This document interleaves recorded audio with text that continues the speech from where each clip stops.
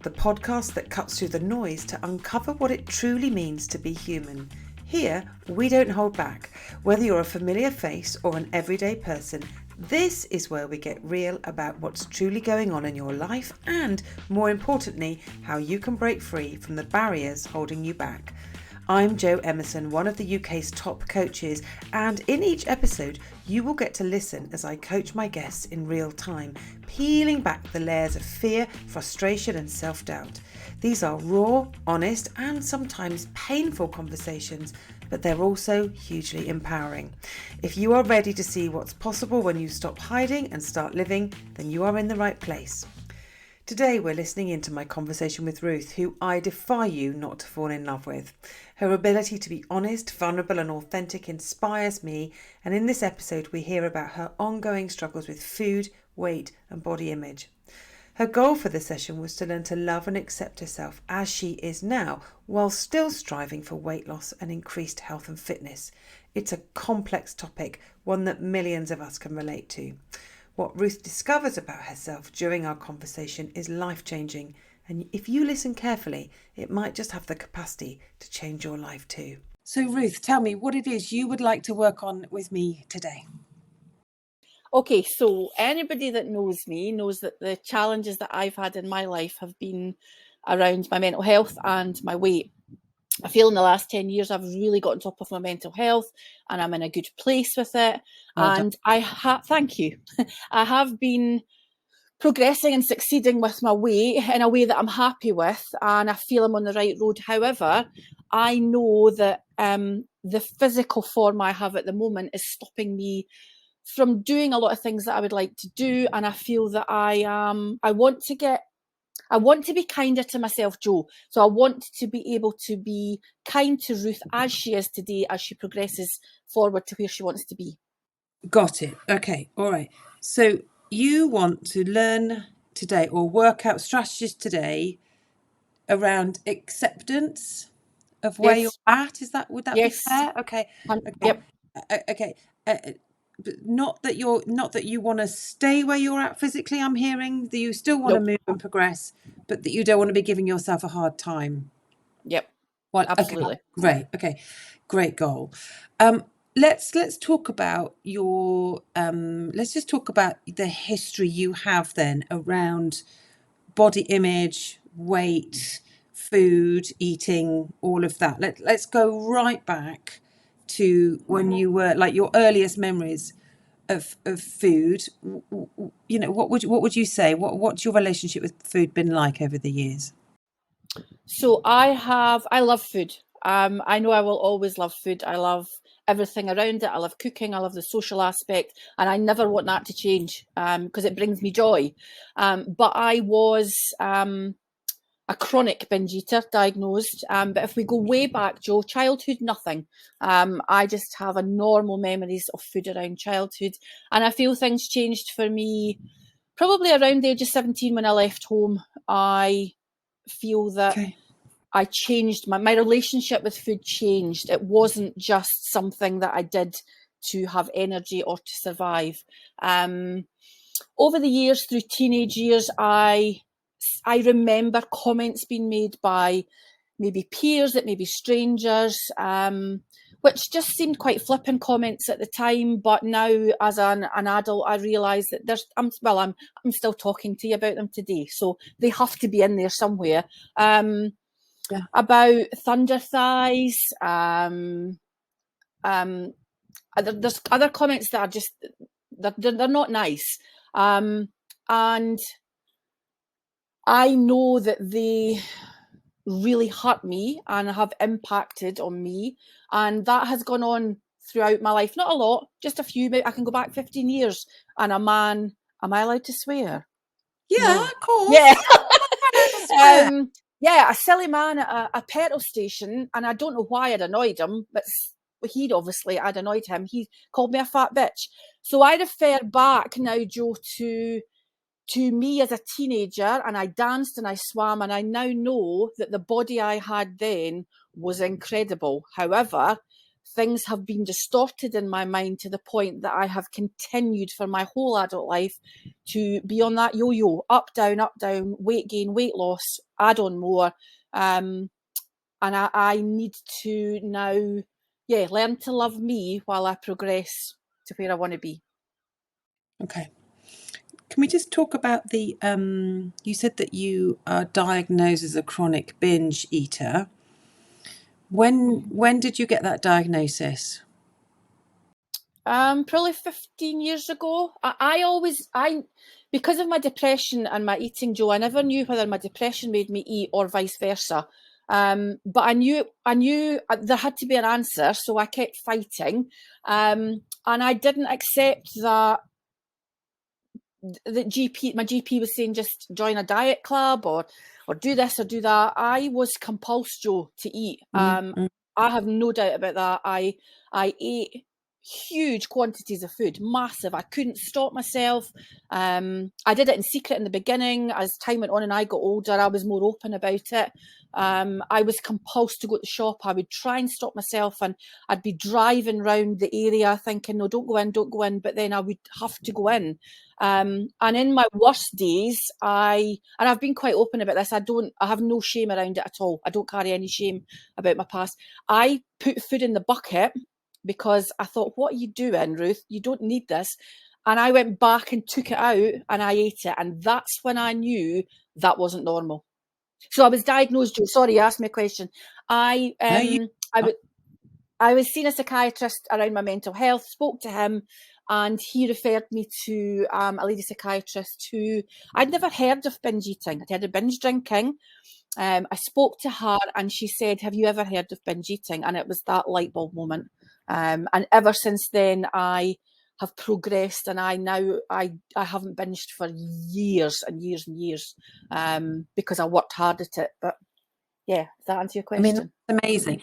That really answers my question, and that is amazing because, I mean, it's from the frame I would put over this would be that it's an addiction. If you've talked about compulsion, you've talked about like not wanting to do something but doing it anyway. I mean, that sounds like addiction to me. I agree. And right. So, and the thing with food addiction is we still have to bloody well eat. Like, if we're addicted to alcohol or drugs or gambling, we can just abstain, right? And then we're not triggering that physical kind of reaction thing all of the time because we're not doing it. There are obviously other things that need to happen to replace that, and there's psychological and spiritual work needs to be done to ensure that person is getting the needs that they were trying to meet through alcohol or drugs or gambling are met elsewhere, right? 12-step programs, for example. Yeah. But with food, you have to bloody well eat, and so it's everywhere. So to have made right, it's everywhere. Culturally, it's our whole our entire set up around food and cakes for birthdays and champagne for calories in all the time. So if you're depressed, you eat. If you're happy, you eat. That's me. So all of that. Okay. So to have made progress with an addiction that you have to keep entering into is no mean feat, Ruth. So the first thing to say is, like, I don't want to be patronizing, but well done, because that is not easy. Thank you. I have my own history with disordered eating, so I really relate to where you're at. And I was saying to somebody the other day that if I'm feeling wobbly, if I'm tired, if I'm overwhelmed, if I've done too much work, if the kids are being particularly challenging, because I've got 3 teenage daughters now. So and they're ace. Obviously they're just wonderful, but they're teenage, and then two stepsons. There's a lot. Yes. My go-to, like the neural highway, I call it, is you're too fat, Joe, you need to lose weight. Even though I've been I've been at my kind of, what I would say, my ideal, my set point weight for many years. That's what my automatic brain, my brain response is, oh, there's something wrong with your body.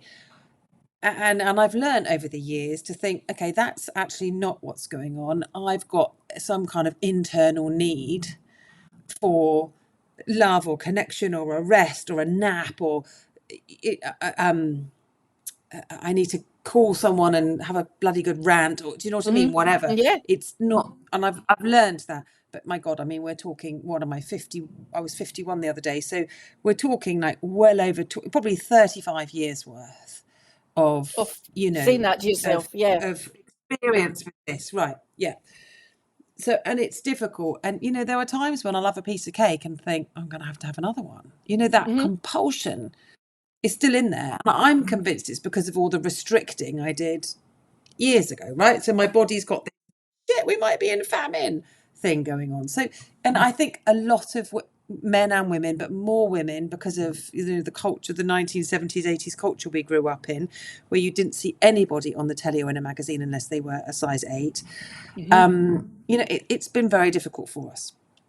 So there's a soup we're all swimming in, right? Which is, and the soup we're swimming in is a bit screwed up around food and body image. Yep. And then there's our personal stuff, and using food to fix our pain, or whatever it is. What would be ideal for you in terms of how you feel about yourself, first of all, and then the kind of size you would like to be, like what would be comfortable? So I'm thinking of an emotional goal and a physical goal. I think I'm on my way there. I think I definitely have changed the way I accept who I am, but there's parts of my body that I struggle to accept, which we can go into a bit more if you want after this. I'll go with the physical first. I don't have a weight target. I never have for many, many, many years. I just know that I need to and want to feel comfortable in clothes, but not clothes that my size makes me wear, clothes that Ruth wants to wear. So I want to be able to shop off the rail. I don't want to have to buy clothes from the bigger size shop. I want to do things that, yes, I know everybody watching this will go, just go and do it, Ruth. You should go swimming. You should go horse riding. Yeah, it's not, I can't. I've tried that. And I can't do it at this size. And I think, Joe, as well, because I lost 11 stone 5 years ago. And I now know that I have no difficulty losing weight. I could do that. If you said to me tomorrow, Ruth, you need to go and lose 6 stone, I would just go and do it because I would want to prove to myself and you that I can do it. So that box for me is ticked. I need to unpack the baggage that I'm carrying that gets me to my goal, but then at the goal, I just fall backwards. Self-sabotage? Probably, yes. Because when I'd lost that 11 stone, I didn't go swimming. I didn't go horse riding. I did lots of things. I enjoyed life, but I didn't do all the things. And I wonder if that younger Ruth who struggled is still stuck in here, reminding me that I'm still, and I'm going to use the word because it is a word and it's not a word that I like, that I'm still fat. And I'm not the size I should be. And I'm not as worthy as... Whew. Well done. Keep going. That I'm not as worthy as other people. And I failed. I know this isn't true, Joe, that's the thing. My brain tells me I've failed at things in my life. And that I could have done better. And no matter what I do, it never ever feels like it's good enough because of my size. Bless you, Ruth. Much as you're saying to me that this isn't true, there is a part of you that does believe this is true. Okay. Yeah, there has to be, because otherwise you wouldn't be saying it. Okay. That part of you that doesn't believe you're as good as other people, I believe, is driving you to stay big. Because if this is very simple, and other people listening to this might think, well, that's very easy for you to say, Joe Emerson. But in my years of experience doing this, that part of you, if that part of you believes you're not good enough, it's going to kind of do It's going to try and create evidence for that. Okay. And so what I'm wondering is, when you lost these 11 stones and got down to, I presume you were like a slip of a thing if you've lost 11 Well, stones. the thing is, Jo, and I'm happy to talk about this. I was 28 stone at my worst. I don't know worst, my heaviest. And that 11 stone took me to 17, but I didn't look 17 stone. And people were amazed when I told them the weight I was. And if I had to spend the rest of my life at that 17 stone, I would have been thrilled. So I know it's not about the number. Yeah, right. Okay. But you so obviously you were, agile and, lithe and, buying nice clothes. Not that you're not wearing nice clothes, but buying the clothes you want to buy, all of that kind of stuff. When you'd lost all of that weight. But there's a part of you that did not believe you belonged in that body. No. Yeah? Is no, that fair? Definitely. Yeah. Right. Okay. Talk to me about that part of you. You might have to close your eyes to find her. But who is she?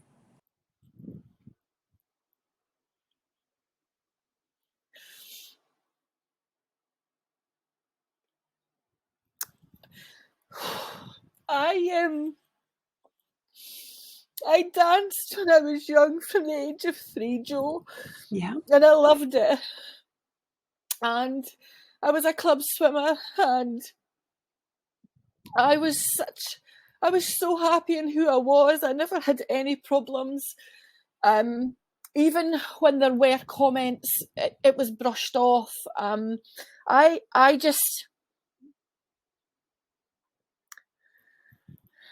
confident. I'm a confident person.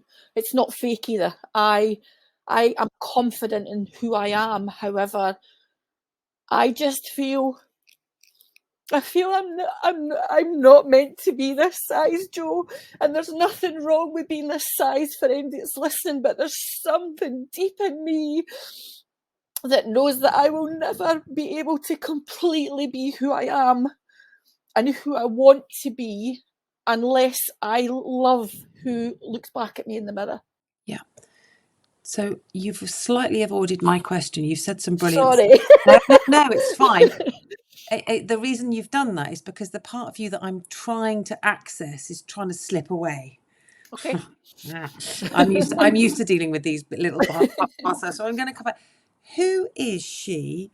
Who is the tell me, let me speak to, or tell me about the part of you that doesn't believe she's good enough. Because there's a part of you that believes, that is confident, that knows you're worthy, that, and has dreams and aspirations to want to be out there. But there's this part of you that doesn't believe you're worth any of that. Tell me about her.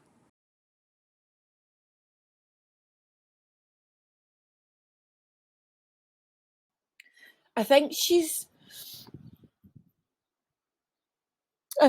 probably the person that still lives in the depressed world, that still lives in the sad world, that still wanted to, and very nearly did twice, Jo, wanted to end her life. She doesn't want that anymore. She went to the bottom, and when she hit the bottom, she chose to fight back, and that's the person talking to you today. But yeah, I think some of me is still there. Yeah, of course. If we could give her a name, the part of you that wanted to die, the part of you that is very scared of this world, the part of you who feels she's not good enough, and therefore when she has a body she's proud of, thinks, no, we don't live. I'm not comfortable living in this. I need to get back to the bigger weight, because that's where we can stay small and safe and held back from life, and we don't have to be as brilliant as we know we are. Yeah, that part of you. What would we call her? What does she remind you of? She's dark. Yeah. Do you know what she reminds me of, Jo? I don't even know what's the right film. What was the film where the evil spirit climbed out of the well? I don't even know and she had long hair and she came up to the people will know who I'm talking about. Anyway, I can picture her. She's got She's got long, dark, wet-looking hair, and she's got spiny fingers, and she's got a horrible, evil laugh, and I feel she lives inside me, but she's quiet, Jo. She's quiet but powerful. That's how I feel about her. And a name, I don't think I've got a name for her, Jo.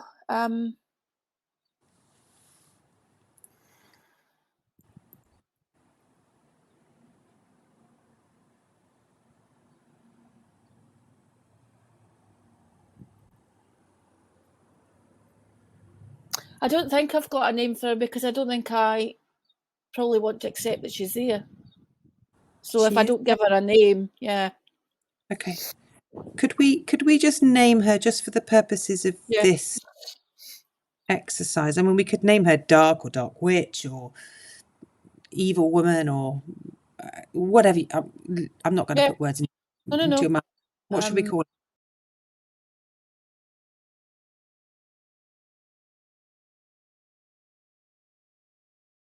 Dark girl, because I feel she's young. Dark girl. The dark girl. Okay. Yeah. Yeah, the dark girl. I like that. Okay, the dark girl. All right. That dark girl is alive and kicking in you, and I know you don't want to accept her. But let me tell you something I know for sure. If and when you accept her and you embrace her and you learn to love her, she will pipe right down. And she will learn to be comfortable in the body that you, the adult Ruth, decides you want to live in. So I'm wondering whether you would let me speak to her. Yeah, absolutely. Okay, so you're going to need to close your eyes for this and just put your hands on your lap and just take a couple of deep breaths. And if at any point you think, I can't do this anymore, just open your eyes. Otherwise, keep them closed until I tell you to open them. Is that all right? Okay, all right. So just take a couple of really deep breaths for me, Ruth. Well done. Now, this dark girl of yours, you keep your eyes closed, but if you can imagine her living in or around your body somewhere, where do you most feel her, sense her, hear her? She's in my stomach and sometimes across my chest, but more in my stomach. She's in your stomach. Okay. So if you could put your hands on your stomach for me and just kind of reassure her mentally. You can just do this in your head. You don't have to say the words. Just reassure her mentally that it's all right for her to speak to me. And then if you keep your hands on your stomach, she will know that that's the sign that you are allowing me to speak to her. Because she knows you're safe. She's still going to have to learn to trust me. So, dark girl, I'm fascinated to talk to you. I've talked to lots of people like you, characters like you, parts of people like you who just want to keep their hosts safe. And I'm sure that's the same with you. Would you agree with me, dark girl? Are you trying to keep Ruth safe? I think so. Yeah. Tell me when you first felt like you needed to be a bit more in charge, dark girl. When did things get so scary that you needed to take over? I'm fine, Jo. I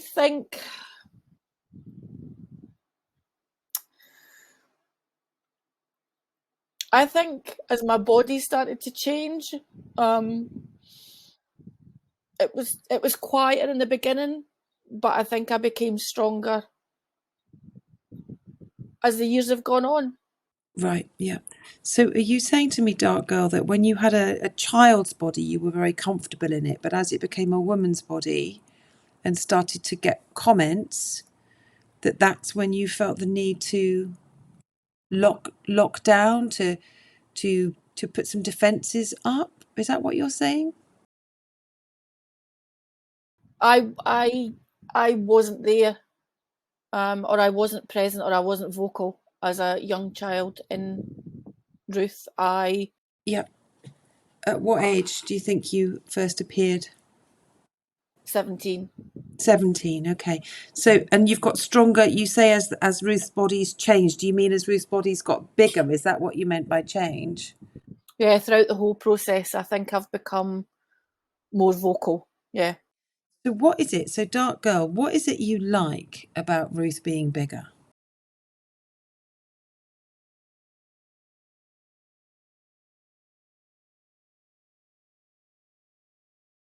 She will question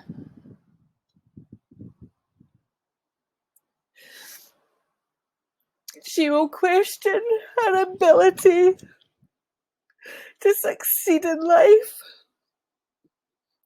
and I have the power then to in a way stop her truly being who she's meant to be.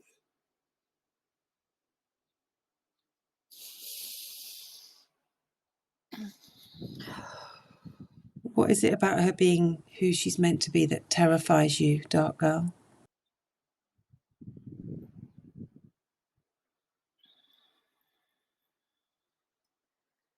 Because if Ruth lives her life in every single way that she wants to live her life, then I won't exist. Your fear is that you won't exist. Is that because you feel like you don't belong in a bigger body, in a successful woman who's out there horse riding and swimming? Is it that you don't feel like there'd be space for you? Yeah, because if Ruth achieves everything she wants to achieve, then she wouldn't have time. She wouldn't even listen. She wouldn't acknowledge me. Does she acknowledge you now, though? She doesn't want to, but she does. Tell me how she acknowledges you? Because she, to a degree, feeds into the negativity of everything that I say. Yeah, okay. So let's just flip it for a minute, Dark Girl. Let's imagine that imagine that Ruth will give you what you need. Because, see, what I know about parts of people like you is they've usually been ignored all these years and banished, and so you have to shout louder and louder and louder to be heard, and sabotage things more and more in order to try and be seen, and it's really frustrating. But I'm wondering, I know that you don't actually want Ruth to be big. There's something else you need, and you're using food and bigness and meanness to her about her size to hold her back. But I'm wondering what it is you really need from Ruth, Dark Girl. If she could promise you some things, what would you need her to promise?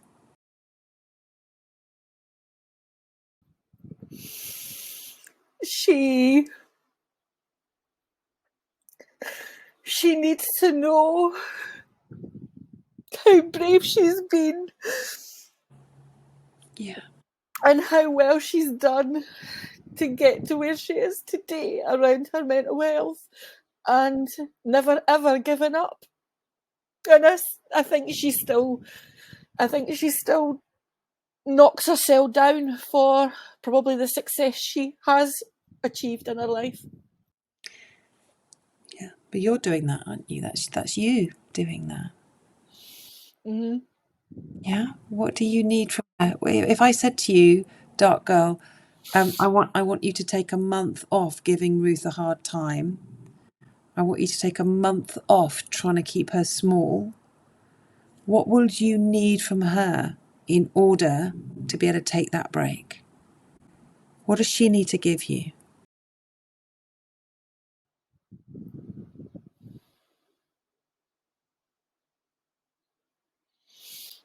I'm not sure. Well, your biggest fear is that you won't exist. You know, when we talked about why you sabotage her and why you keep Ruth, you know, in a bigger body, and then when she's in a bigger body, keep giving her a hard time. I asked you, you know, what your biggest fear was, and you were like, well, you know, if she gets into a smaller body and achieves everything, I won't exist. So I'm taking that as your biggest fear. And so now I'm asking you, Dark Girl, if that, I suppose what I'm trying to say is, what do you need from Ruth in order to feel like you exist? Acknowledgement. Yeah. What else? A bit of understanding as to maybe why I'm here. That maybe I'm not as dark, Jo, as she sees Maybe you're me. not. Yeah, I would agree. You're not dark at all, are you?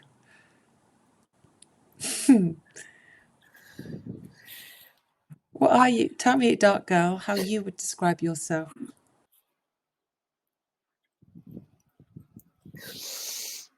I wasn't dark. Ruth's life's the ups and downs of Ruth's life has made me that way. I'm still that young, happy, vibrant person inside. You are. I wonder whether you, Dark Girl, are actually a kaleidoscope of colours. Whether you are actually the complete palette of colours. You are sometimes dark, sometimes yellow, sometimes bright, sometimes blue, sometimes pink. You know, sometimes green, like the lush grass out there. You represent, if Ruth were to acknowledge you, I feel that you could represent all the colours of her life. And you could withstand all of those feelings if you were allowed a firm place in her life. See, my sense is that Ruth's been very scared of you, Dark Girl. And then you've probably been very scared of not existing. And so the pair of you have been at loggerheads with each other. And I'm wondering, Dark Girl, whether actually you'd like to come home, whether you'd like a seat at the table. Yeah.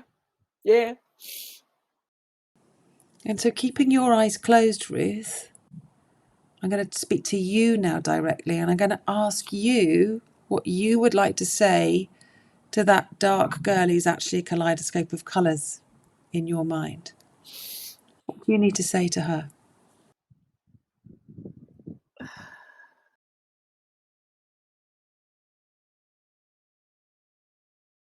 I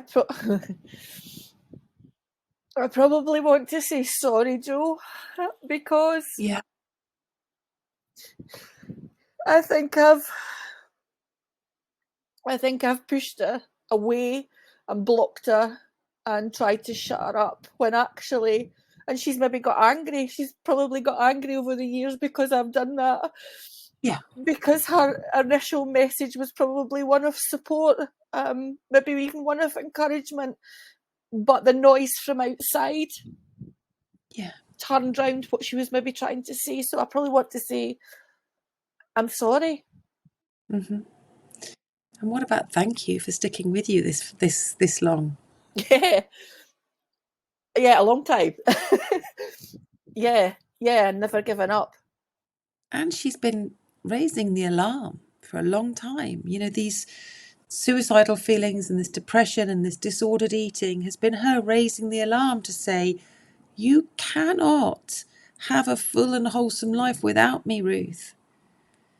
She's been saying you're in danger if you don't bring me along with you, because we cannot leave bits of ourselves strewn about. It's just not if we want to live the sort of life I know you want to live, Ruth. It has to be wholehearted. All the parts of you, even the shadow bits that you don't like, have to come with. And this process that you are in right now has been a process of reunification. You just didn't realise. No, I You were didn't. going off. You've been going off on a kind of, I need to get as far away from her as possible. Mm-hmm. And she's the wise part. And she's going, no, for goodness sakes, woman. And I'm here to tell you that if you can reunify these parts of you, if you can come back and bring all these parts back to Ruth, then when you look in the mirror, there will be no need to be mean to yourself, because all of you will be there. Before you open your eyes, I want you to imagine, before you open your eyes, I want you to imagine that you are looking in the mirror after this session and you are holding the hand of Dark Girl. She's not dark anymore, Jo. Now, what colour is she now? She's all the Is she a colours of rainbow? the rainbow. Okay. And she's standing So I beside want you, me. yeah. So you and Rainbow Girl, I'm going, by the way, here as well. I want you to imagine that you and Rainbow Girl are stood in front of the mirror and you are saying things to each other, positive, encouraging, beautiful things to each other. What will you be saying? I feel like I've just made a new friend. And I don't want her to be quiet because it makes sense what you've said about her being there. She's kept me out of danger. She's not tried to ruin me. She's reminded me of things in my life, and she's probably helped me to still be here today. Yeah. And you know what? She needs one promise from you. She needs you to say to her that no matter how thin you get, no matter how successful you get, no matter how much you go swimming and horse riding, you will always take her with you. I will And always if you take can her with promise me. her, if you can promise her that and take her and she gets evidence, she will stop demanding that you overeat or you don't go swimming or don't go horse riding. You know, she will stop demanding that you live small, because she will know that she's safe to come along for the ride. I absolutely want her along for the rest of my life now. Just She's completely stay in your changed. mind's eye. Hasn't she just? So have you, before my very eyes. So, Whenever you're ready, but take your time. Whenever you're ready, open your eyes. But you just spend as long there in your mind's eye with her as you need to. I don't need to stay here, Jo, because I know she's changed. Okay. You come with me then. Come back to Yeah. me. Did you get some tissues ready before you came on No. this? And I cry all the time, so. Oh, I tell you what, you had me going a few times there. I'm like, Oh, oh, Jo. wow. That was powerful stuff. Jo, that's incredible. Do you understand the shift that's happened inside of you? Yeah, because I've never sat and thought about her as a figure or I haven't given her a name. I haven't looked at her any differently apart from the negative. I've never even given her a chance to be anything but the negative. Yeah.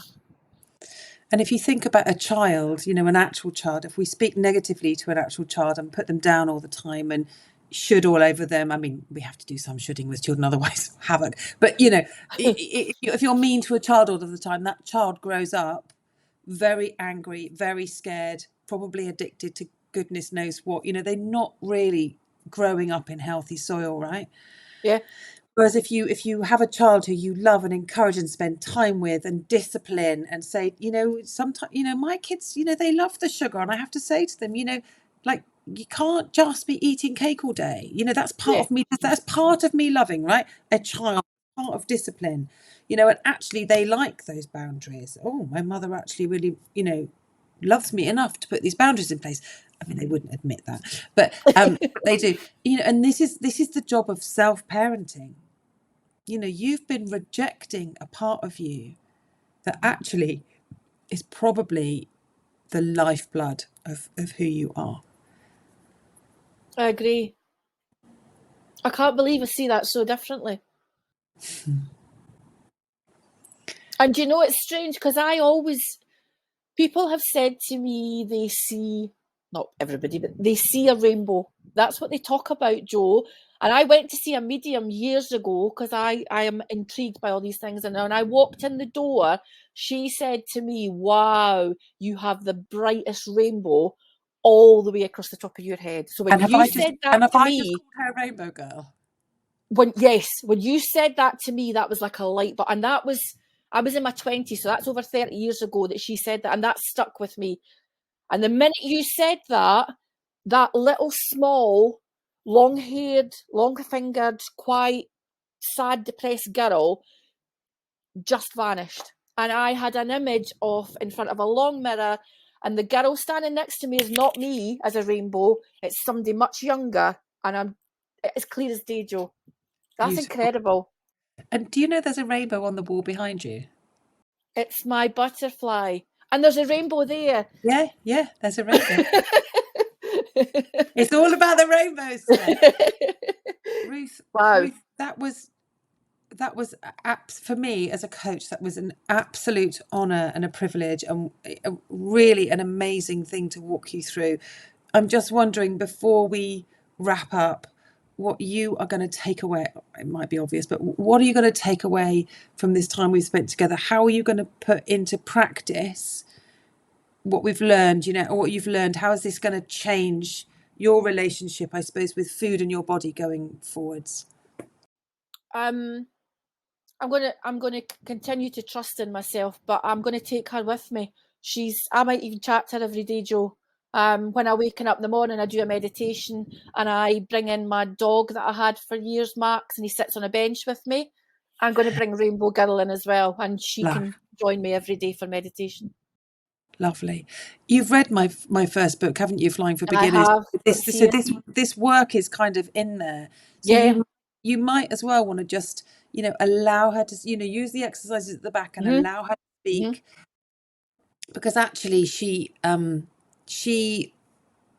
has, I believe she has really good intentions for you. And I believe that you have good intentions for her. And I think the two of you going forwards together can achieve all the things you want to achieve. Because the reason I decided, half an hour ago to go into this exercise was when you said to me, I lost all that weight and I still didn't go swimming and I still didn't go horse riding. And I was like, okay, this is not about weight. This is not about weight. This is about, there's something in her wanting to hold her back, almost like pull her down. What is it? And actually, we found that it's all about perception. Right? And gosh, I am so excited to see how this is going to pan out. So that was amazing. I'm so grateful. I feel like saying, watch this space. There'll be part 2. Let's see. Yeah. So I think what we're probably going to do for season 3 of the podcast is get some of my people from this year back and see how you've all got on and see. I would love that if that's I think you are definitely on the list for coming back. Thank you. I would love to do that. Yeah. Thank you so much. Well done. You're welcome. If you are struggling with binge eating disorder, I would highly recommend the 12-step program found in Overeaters Anonymous. To learn how to manage your inner critic, please check out my book, Flying for Beginners, available on Amazon, or take a look at the courses on my website.